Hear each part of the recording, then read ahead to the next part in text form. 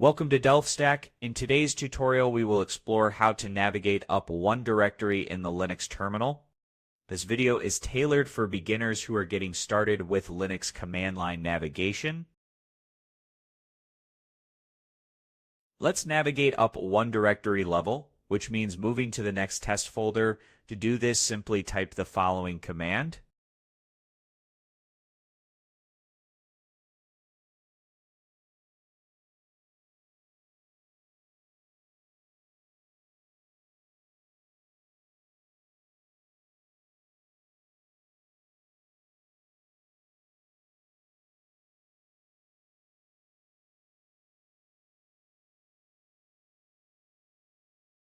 If you want to navigate up more than one directory, use the following command.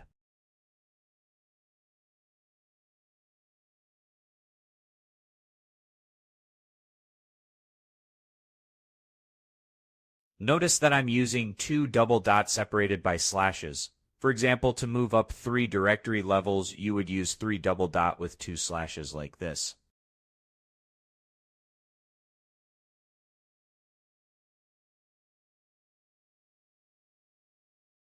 Thanks for watching this DelphStack tutorial on directory navigation in Linux.